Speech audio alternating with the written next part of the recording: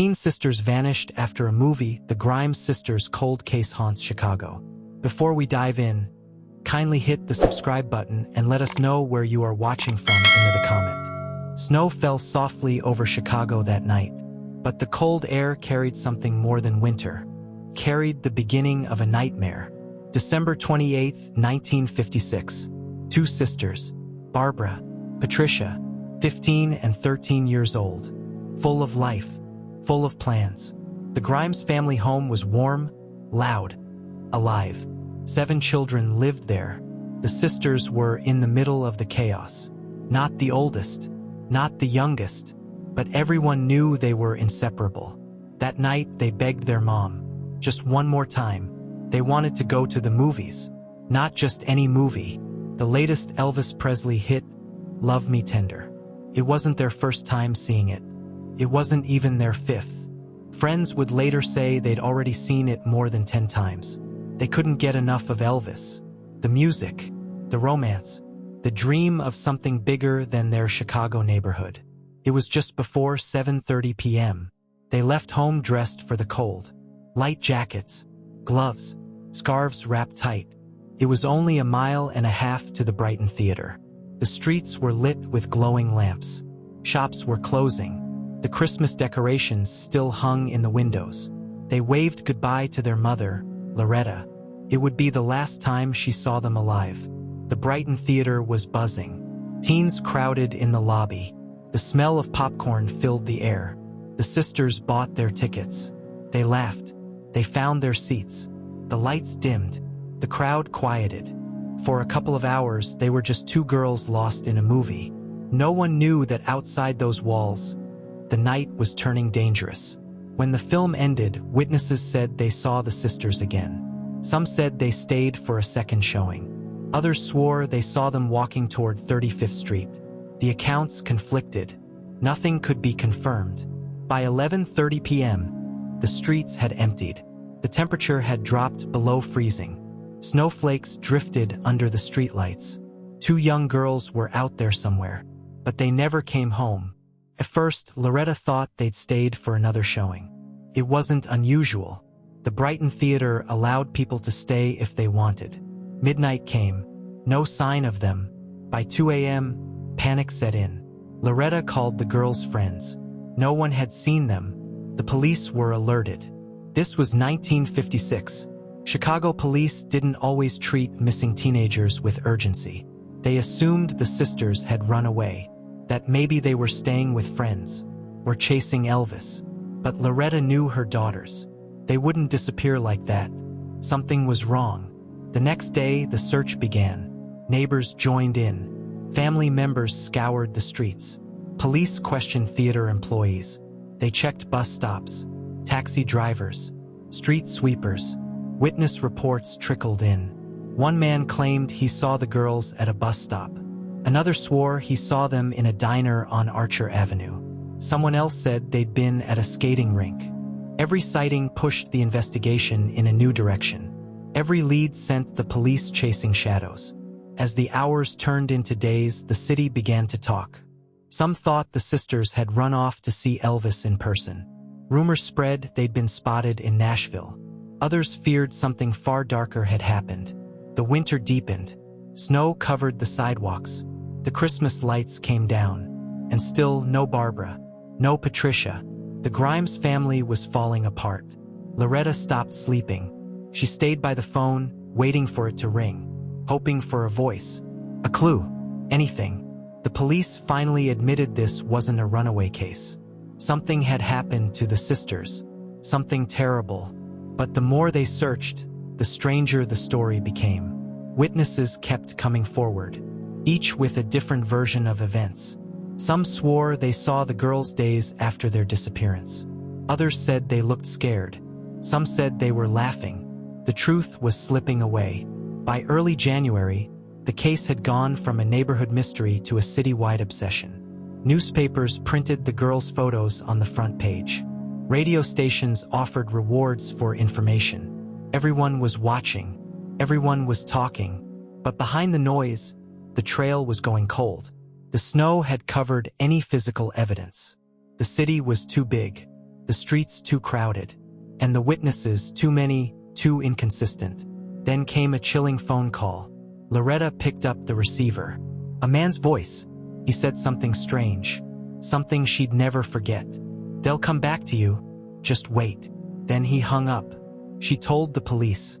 They couldn't trace it, but the tone in the man's voice haunted her. The investigation hit dead ends. Days passed. Weeks. Still no sign of Barbara and Patricia. The city's attention began to drift. New stories filled the headlines. But in the Grimes home, the silence grew heavier. Loretta refused to give up. She kept searching. She kept hoping. Until one bitter January day, a discovery was made, and it would shatter everything. The bitter wind cut across Chicago's south side. It was January 1957. The city felt frozen in place. Barbara and Patricia had been gone for over 2 weeks. Every day without answers made the fear heavier. The police were under pressure. The newspapers ran daily stories. Talk radio buzzed with theories. The public wanted answers. But the leads were strange. One cab driver claimed he'd picked up the sisters near the theater that night. He said they seemed cheerful. No sign of distress. They got out near 35th Street and Archer Avenue. Then another witness came forward. A woman swore she'd seen them at a bus stop days later. Others said they saw the girls in diners, skating rinks, even on the west side of the city. Each new claim confused the investigation. The police couldn't tell if they were chasing truth or chasing ghosts. Loretta Grimes, their mother, clung to every possible clue. She called the police constantly. She followed up on tips herself. She even questioned neighbors. The police were careful about what they told her. But she could sense it. Something about this case wasn't adding up.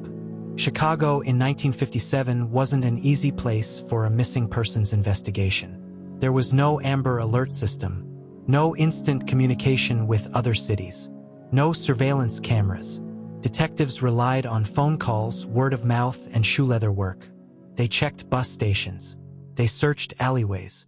They visited hotels. But each lead crumbled under scrutiny.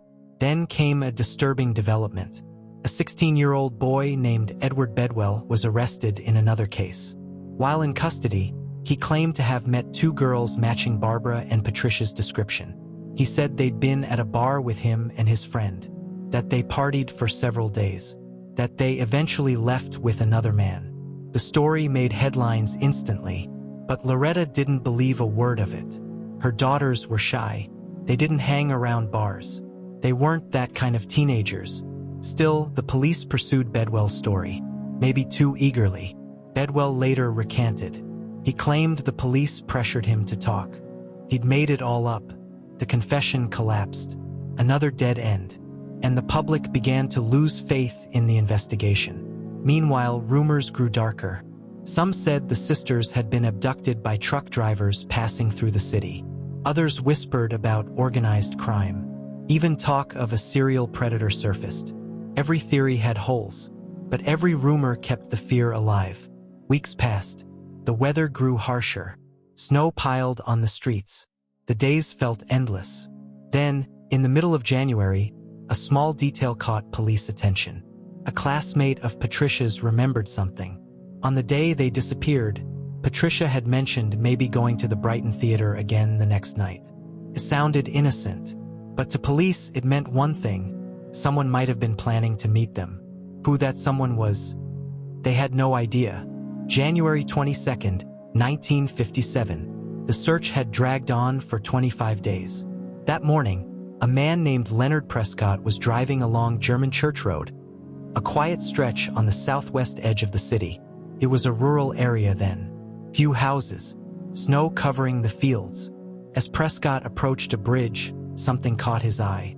2 shapes in the snow, small, still. At first, he thought they were mannequins. People sometimes dumped trash there. But something about the scene made him slow down. He drove home, shaken. He told his wife. She insisted they go back. When they did, she got out of the car. She walked closer, and then she froze.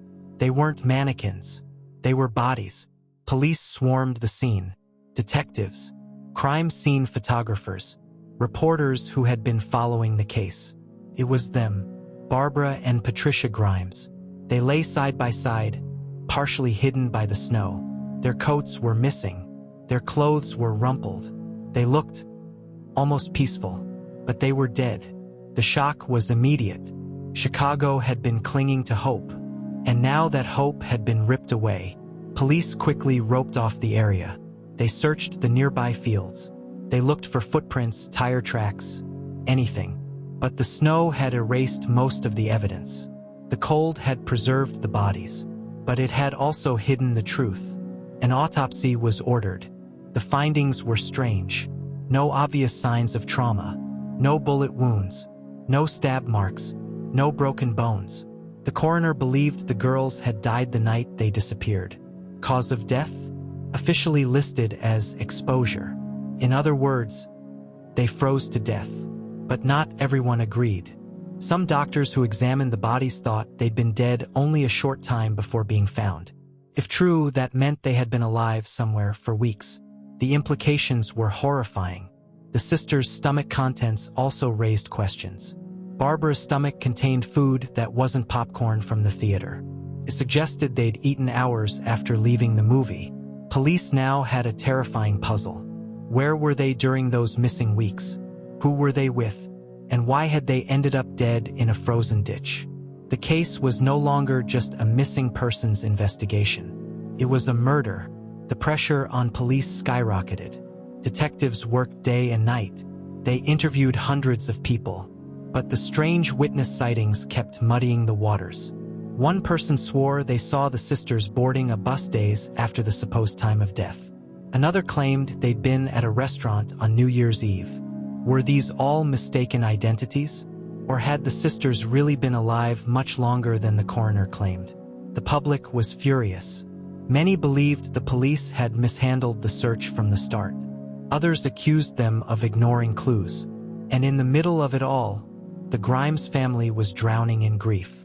Loretta couldn't bring herself to talk to reporters. She sat in her kitchen, staring at the snow outside. Her daughters were gone, and whoever had done this was still free. Chicago was now gripped by fear. Parents warned their children not to go out after dark. Teenagers who had once filled the theaters now stayed home. But for the police, there was no stopping. They had a killer to find, and soon a suspect would emerge. Someone the public thought could be the answer. They were wrong. For more chilling true crime stories, don't forget to like, comment, and subscribe to the channel. The snow crunched under the boots of detectives. Every step brought them closer to the girls. Every step felt heavier. Barbara and Patricia Grimes lay side by side, their faces pale against the white snow, their skin almost perfect, as if they were just sleeping. The quiet on German Church Road was chilling. No cars, no bystanders, only the cold wind sweeping across the open fields. Detective Harry Gloss stared at the scene. He'd been on the force for years. He'd seen terrible things. But this was different. Two young girls. Two lives frozen in time. Crime scene photographers moved in. They took pictures from every angle. Investigators knelt beside the bodies. They noted the positions. They checked the snow for disturbances. But there was nothing. No footprints. No tire marks. No signs of a struggle. It was as if the girls had been placed there from the sky. Their clothes were strange. Barbara wore a blouse and skirt. Patricia a similar outfit. No coats. No boots. Only low-cut shoes, thin for the Chicago winter. Detectives knew instantly they hadn't walked there. Someone brought them. The bodies were taken to the morgue. Dr. Walter McCarran, the coroner, began the autopsies. He made note of their conditions. No bruises. No broken bones. No bullet holes. No stab wounds. He concluded they had died from exposure to the elements. Hypothermia. Nothing more. The city was stunned. But Detective Gloss wasn't convinced. Neither were other medical experts. To them, the scene didn't make sense. If the girls had simply wandered into the cold and frozen to death, how did they end up in that remote location? Why were there no signs of them trying to find shelter? Why were there no coats? And more importantly, if they died the night they disappeared, why did their bodies look so preserved? Some experts believed the sisters had died only a few days before being found. If that was true, it meant they'd been alive somewhere for almost 3 weeks. The thought was terrifying. It meant they may have been held captive. The stomach contents gave more clues. Patricia's last meal appeared to be a hot dog. Barbara's beans and cabbage. Food that wasn't sold at the Brighton Theater. Where had they eaten it? With who? And why? Police turned to the strange witness sightings again. Several people swore they saw the sisters days after their disappearance. A friend claimed to have waved to them on New Year's Eve. Another said they spotted them getting into a car with an unidentified man. Detectives began to wonder, were all those sightings really just mistaken identity? Or had the girls been alive, moving around the city, unnoticed by everyone who could help them? The location of the bodies was also strange. German Church Road was far from the theater. It was secluded, mostly farmland at the time, not somewhere two young girls would wander to on their own. And yet, there they were. Detectives believed the killer dumped them there after death. But why choose such an open spot? Why risk being seen? Rumors spread fast. Some believed a truck driver had abducted them and driven them out to the rural area. Others thought the killer lived nearby. And then came the first real suspect. His name was Benny Bedwell, a 21-year-old drifter, a bartender. He bore a resemblance to Elvis Presley. Bedwell claimed he had been with 2 girls matching the Grimes sisters' description after they went missing. He said they stayed with him for several days, that they eventually left with another man. It was almost identical to the false story told earlier by teenager Edward Bedwell. And yes, they were related. This Bedwell was older and more convincing. The police grilled him for hours. He eventually confessed, sort of. He claimed the girls had been with him, but he denied killing them. The newspapers exploded with headlines. It looked like the case might be solved. But then cracks appeared. Bedwell's timeline didn't match key evidence.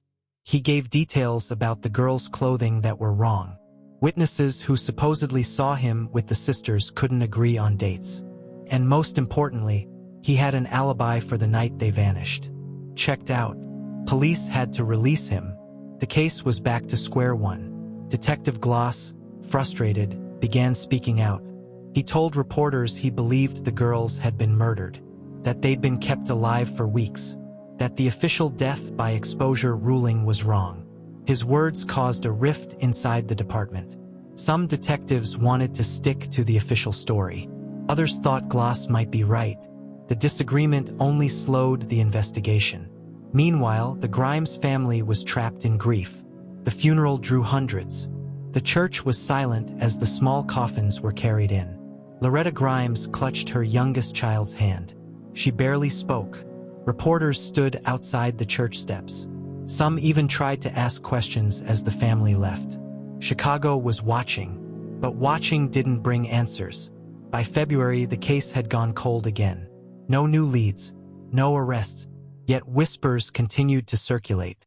Some said the sisters had been seen with known criminals in the days after they disappeared. Others said a well-known local man had been following them for weeks before the movie night. Police followed up on every tip. Nothing stuck. Then, in March, a tip came in from another state. A woman in Tennessee claimed she'd spoken to 2 girls who said they were from Chicago. They were scared. They needed help. The description was close. But by the time police arrived, the girls were gone. Detective Gloss was furious. He believed the killer was still out there, that he might strike again, and that the window to catch him was closing fast. But Chicago had moved on. Other crimes filled the headlines. The public's attention faded. The case files grew dusty. Witnesses forgot details. Some moved away. Some died. But for the Grimes family, and for the detectives who still cared, the images of Barbara and Patricia in the snow never left their minds. In the years that followed, suspects would come and go. Some would confess. Some would deny everything. And in the middle of it all, a pattern would emerge. One that suggested the Grimes sisters might not have been the only victims. The snow had melted, but the cold around the Grimes sisters' case never lifted. Barbara and Patricia were gone, and the city wanted a name, a face, someone to blame. The police had suspects, plenty of them, too many. First, there was Benny Bedwell, the Elvis lookalike drifter. He'd confessed to being with the girls, but his confession fell apart. Wrong details, alibi confirmed, released. The public hated it. They wanted Bedwell to be the one, but the evidence said otherwise. Then came the mystery man sightings. Several witnesses claimed they saw the sisters with an older man in a car. Dark sedan, dirty windows, a face they couldn't quite describe. Some said he was in his 20s. Others swore he was pushing 40. No one could agree. Detectives chased every lead. None went anywhere. And then another man entered the picture. Max Flake, 17 years old, tall, quiet. He was questioned in another murder case involving a young girl. During interrogation, police said he made incriminating statements about the Grimes sisters. They thought they had him, but when it came time to prove it, the statements weren't enough. No physical evidence. No witnesses tying him directly to the sisters. Flake walked free. The case was starting to look cursed. Every time police thought they had a breakthrough, it crumbled. Every suspect either had an alibi or the evidence simply wasn't there. Detective Harry Gloss was becoming more vocal. He refused to accept the official ruling of death by exposure. To him, the bodies told a different story. Their condition, the lack of frostbite on certain areas. Signs he believed suggested they had been kept alive for weeks. If Gloss was right, it meant the killer had time. Time to hide them, time to play a sick game, and maybe time to find more victims. It was then that a chilling connection began to surface. On May 15, 1957, just 4 months after the Grimes sisters were found, another teenage girl vanished from Chicago. Her name was Bonnie Lee Scott, 15 years old. She disappeared while walking to a friend's house. 2 months later, her body was found in a field, naked, decomposed. The similarities to the Grimes case were haunting. Teenage girl, Chicago, body left in an isolated area. A man named Charles Leroy Melquist was arrested for Bonnie's murder. He confessed. But here's where it gets darker. Before Melquist's arrest, Loretta Grimes received a phone call. The man on the line told her about Bonnie's body before police had even found it. The voice was calm, confident. Loretta later said she believed it was the same voice that had called her after her own daughters disappeared. When police questioned Melquist about the Grimes sisters, he denied knowing anything. They never charged him, but Detective Gloss always believed the cases were connected. Other possible suspects emerged over the years. A local man who was known to pick up young girls and offer them rides. Truck drivers who passed through the area the night the sisters vanished. Men with long histories of preying on teenagers. Each name brought a flicker of hope. Each ended the same way, nothing solid. Witness accounts continued to haunt the case files. A friend swore she saw the sisters at a bus stop days after their disappearance. Another claimed they were in a diner, laughing with 2 men. One woman said she saw them in a car, looking scared, as it sped past her on a lonely road. Were these real sightings? Or just the city's imagination, desperate for answers? The Chicago Police Department wasn't unified on how to proceed. Some detectives wanted to focus on known predators in the area. Others wanted to dig deeper into the witness accounts. Gloss wanted everything reopened. Every lead, every suspect, every tip. But by late 1957, the case had officially gone cold. Years passed, then decades. The suspects grew older. Some died. Some vanished. Some were imprisoned for other crimes. The Grimes sisters' case sat in a dusty file cabinet, occasionally reopened, never solved. But the story refused to fade. In 2013, a retired officer came forward with new claims. He said he knew the identity of the killer, that it was someone the police had questioned back in 1957. A man with a long history of violent crimes against women. He claimed this man had even confessed to a fellow officer, but that confession was never recorded. No charges were filed. Why? He said politics and corruption buried it. If true, it meant the killer had walked free for decades. It meant justice had been stolen from Barbara and Patricia. But without hard evidence, it was just another theory in a case full of them. Today, the list of suspects remains long, but the evidence is thin. Detectives agree on one thing: someone out there knows the truth. Maybe it's a relative of the killer. Maybe it's someone who was too scared to speak in 1957. Maybe it's someone still alive, carrying a secret for nearly 70 years. For the Grimes family, the maze of suspects has been torture. Every new name reopens the wound. Every false lead twists the knife. Loretta Grimes spent the rest of her life searching for answers. She died without ever knowing what happened to her daughters. But the case isn't over. Cold case detectives still look at it. Armchair sleuths dig into it online. New theories keep surfacing. Some believe the sisters knew their killer. Others think they were targeted by a stranger. Some believe the truth is in the original witness statements, that they were alive for weeks, right under Chicago's nose. And then there's the darkest theory of all, that the killer wasn't working alone, that a group was involved. And that's why the case has never been solved. If that's true, it changes everything.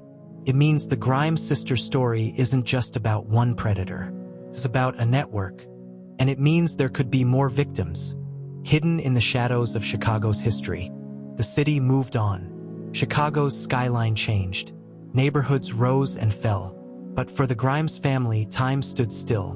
Barbara and Patricia never came home. Decades passed. Children grew into parents. Parents into grandparents. Loretta Grimes aged. But she never stopped searching. She kept newspaper clippings in a box.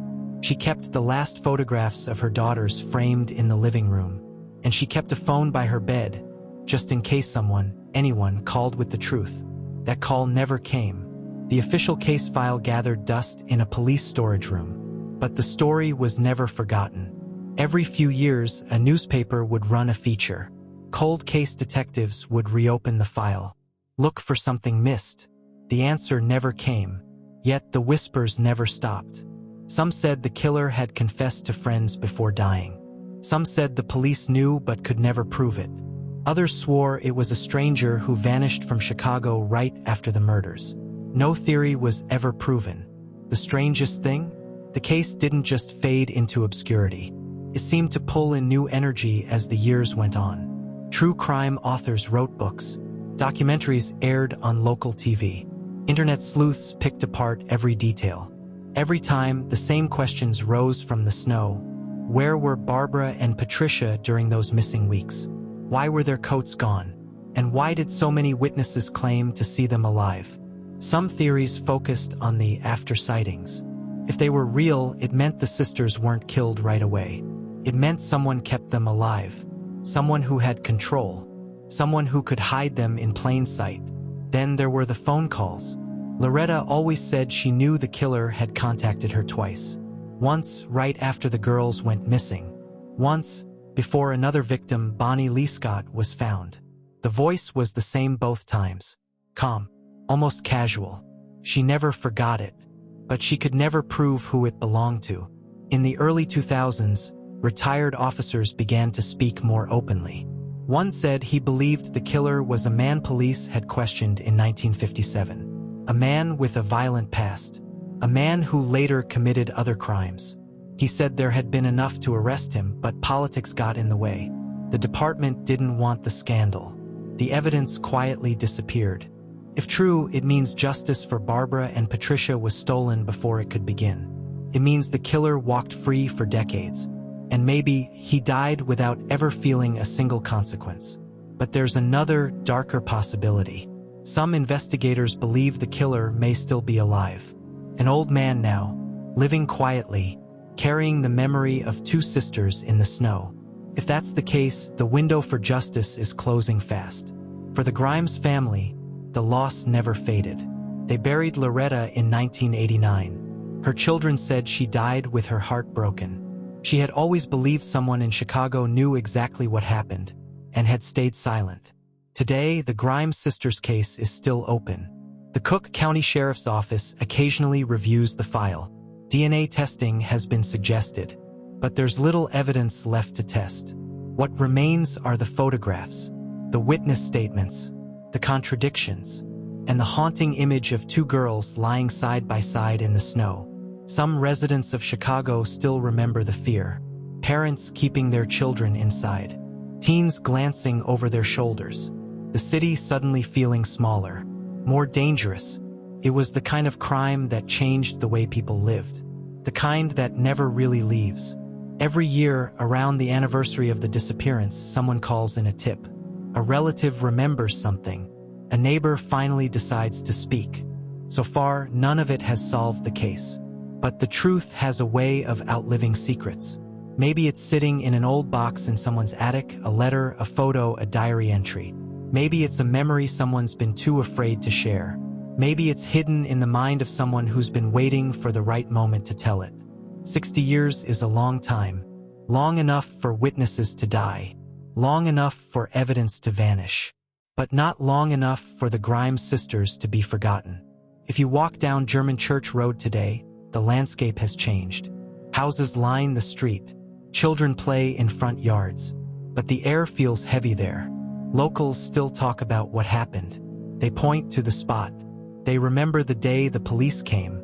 And for those who know the story, that stretch of road isn't just another neighborhood. It's a grave marker. A silent reminder that someone got away with murder. In the end, the Grimes sisters case is more than a cold file. It's a warning about missed opportunities, about silenced voices, about how a city can fail the most innocent among them. Barbara was 15. Patricia was 13. They loved music, movies, and each other. On a winter night in 1956, they went to see Elvis. They never came home. Somewhere, the truth is still out there. It's in a story someone never told. In a detail that seemed too small to matter. In the guilt someone has carried for a lifetime. And maybe, just maybe, it's waiting to be found. Until then, the snow on German Church Road will always be a little colder. For more chilling true crime stories, don't forget to like, comment, and subscribe to the channel.